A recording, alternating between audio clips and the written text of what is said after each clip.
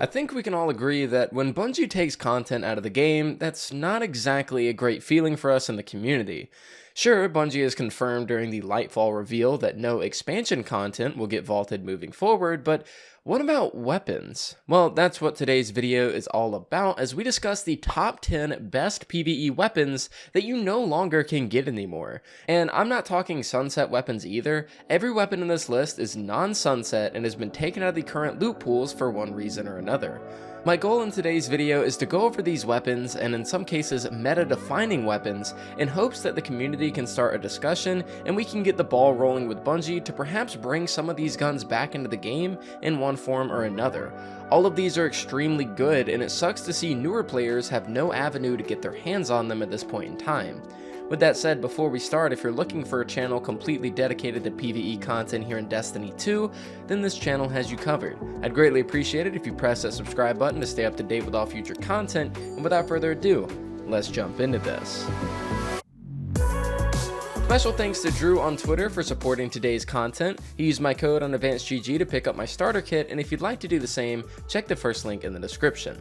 Okay, where do we start? I'm not placing these weapons in any particular order today, but I kind of want to kick the video off with an absolute banger that I feel like a ton of people have forgotten about: the extraordinary rendition. This weapon released about a year and a half ago and still to this day holds up as one of the best kinetic SMGs the game has to offer.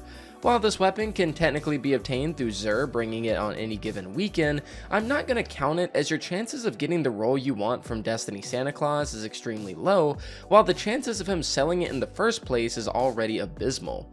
Plus, if you miss out on the weekend that he might sell it, well, tough luck.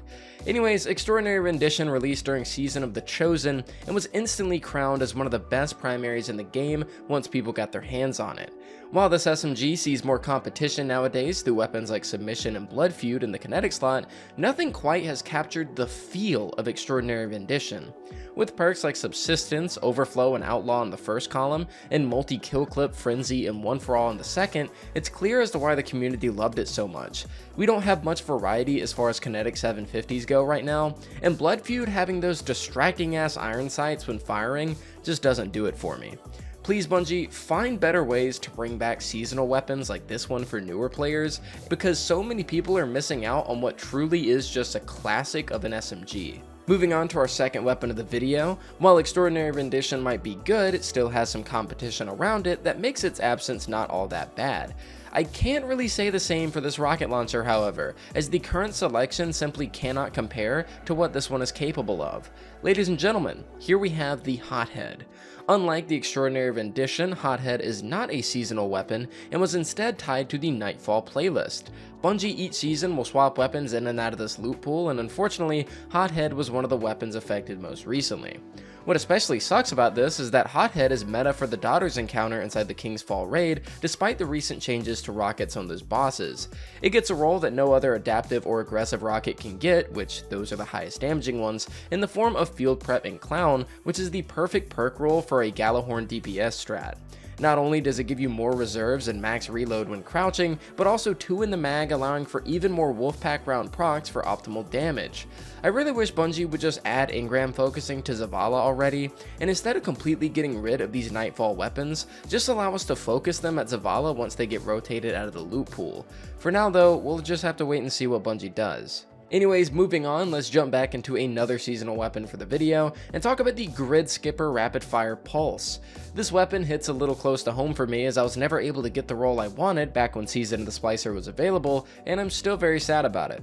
With the only other void pulses in the game being Last Perdition, Premonition, and Yesteryear, GRIDSKIPPER doesn't really need all that much to stand out. Taking a look at the perks, I'd opt for Slideways in the first column, so at least we can benefit a little bit from reload in time to time, and Frenzy in that second column.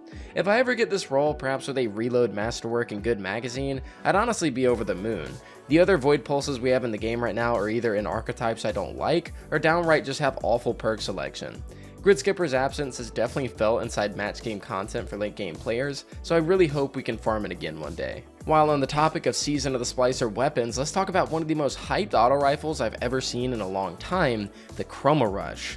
After the whole sunsetting debacle, Season of Dawn players were really sad to see their 𝗕𝗏𝗱𝗏 repeater go, and that's when CHROMA Rush stepped in with both better perks and better stats to finally fill that void, only for it not to be obtainable again later down the line. CHROMA is a phenomenal kinetic 720 auto and can get roles like Subsistence Rampage or Feeding Frenzy Kill Clip. To this day, there really hasn't been a weapon that quite feels the same way that CHROMA Rush does, and after picking it back up and using it in King's Fall recently on my live streams, I've fallen back in love with the damn thing.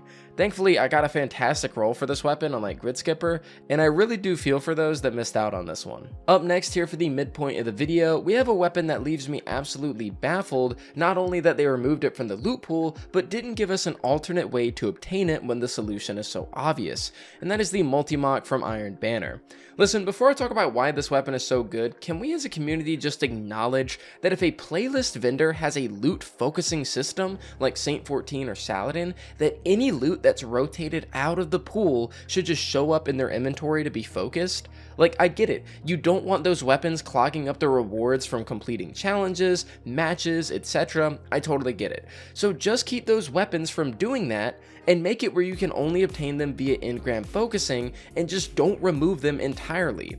Anyways, mini rant over. MULTIMACH has been crowned by the community as one of the best PvP SMGs out there, but to this day, I never see anybody talking about just how good it is inside PvE. Also, I never got a good PvE MULTIMACH, go figure, so enjoy some submission gameplay for now instead. Taking a look at the perks, we have Subsistence and Threat Detector in the first column, with Kill Clip and One For All in the second.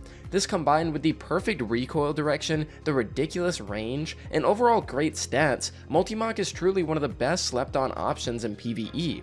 Thankfully, we have Submission from 𝗷𝗚𝗣𝗍𝗍 right now, but for those that don't raid or don't have the Witch Queen DLC, MULTIMACH was a fantastic pick instead, and it sucks to see it gone for both PvP and the PvE community. Since we're on the topic of PvP weapons, let's jump ship from Iron Banner to Trials and talk about the Summoner, because Bungie really hyped up the return of this weapon, only to put it back in the DCV only like a season later. What really sucks too is that they gave Summoner a really awesome perk that pairs greatly with Solar 3.0, and the gun is gone just like that once again. Before it was removed, I was really looking forward to getting that overflow tricorn roll, but unfortunately I wasn't lucky enough in Trials and I missed out. As someone who mains Titan, being able to proc tricorn ×2 is stupid easy, especially on a solar weapon thanks to bonk hammers, and I was really wanting to put together a dope Solar 3.0 build with it. Multi-kill clip being available can also provide that 50% damage buff that Tricorn does, but doesn't exactly synergize with a perk like Overflow, making it not nearly as desirable for me. Overflow Tricorn just provides a crazy high magazine count alongside a 50% damage buff for 10 seconds that's super easy to refresh. For those subscribers of mine that may have come away with this role before the Summoner got locked away once again, I truly envy you. Now, moving along, let's get back to a PvE-centric weapon, another one from the Nightfall playlist. Here we have the Palindrome 140 Void Hand Cannon. Honestly, I didn't think we'd be having this conversation, as I thought for sure Bungie would make another Void Hand Cannon to take its place, yet here we are. Just like GRIDSKIPPER, Palindrome is essentially the only Void Hand Cannon worth using right now, and it just isn't available, which is incredibly frustrating. Bottom Dollar can get nice perks, but it's a 120, and the 𝗏𝗏𝗏𝗏 Hand Cannon is not only a 180, but has awful perks assigned to it, leaving Palindrome as the lone Void Hand Cannon in my opinion. I don't really like perks like One For All and single shot weapons, but Palindrome can get Overflow in that first column, giving it a massive magazine, making One For All not all that painful in this thing. I used Palindrome an absolute ton back in previous seasons where hand cannon champion mods were available, and to see it gone from the game, especially since it's a fan favorite among many Destiny players, is just weird. Alright, we're deep enough into the video that I feel like I can finally break out this bad boy, because we already know just how much it sucks not having it around, and that is the ignition code. Bungie really thought they could re-add the malicious birthright into the game, turn it into a worse ignition code, and get away with it. But listen, if there's one weapon that absolutely needs to come back at some point, it's this one. Okay, maybe this one and HOTHEAD, but still. Ignition code truly is an anomaly and has yet to be rivaled, which makes its absence from the loot pool that much worse. It's the only Breachlight GL that can roll with slide shot, allowing it to be reloaded an infinite amount of times as long as you're sliding on the ground. This can be combined with Frenzy or Vorpal with a spike magazine to deal damage, or combined with blinding nades to 100% ensure that no enemy is ever going to lay their eyes on you because the infinite epileptic seizures that you're sending their way. It's a one-of-a-kind meta weapon similar to the level that Forbearance is on, and I just love to see it come back. And speaking of Forbearance, since we're talking wave grenade launchers, why not take a quick pit stop at the Deafening Whisper? I mean, this GL is the OG wave GL ever since Sunsetting happened and we lost Martyr's Retribution. Deafening Whisper remains the only void wave GL in the game as well, shy of Dead Messenger, which covers all the elements. Deafening Whisper could get Ambitious Assassin Wellspring or Unrelenting in that final column too, which are just really good rolls. Plus it has some volatile round synergy for added ad clear, plus extra damage on those high health targets. Just wanted to make a quick mention because damn is this gun sexy and I miss seeing it around. Not having it around is just kind of weird when we already have a solar and an arc counterpart. Lastly, for the video, I just want to bring up one of the most fun weapons I've ever used here in Destiny 2, and that is the SOLA'S Scar. Caster frame swords are some of my favorites here in D2, and I've always wanted them to receive a well-deserved buff, as they never really have made that much of an impact in the meta. That said, the closest we have gotten to a standout caster sword is the SOLA'S Scar, and that is because it slings fiery chain reaction onion rings from its blade. Here's an idea, Bungie. Now that Solar 3.0 is in the game, bring the sword back with Incandescent, and I will literally screech with joy when I see it in the loot pool. That said though, the weapon is plenty of fun as it is right now, and it sucks that more players can't experience this thing.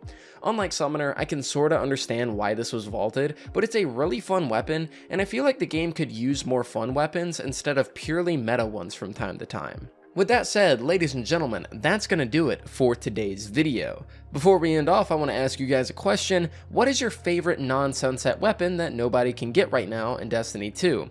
For today's video, I know that there was a lot that I didn't mention, but I specifically wanted to narrow it down to options that I think hurt the current Destiny loot grind by not being available.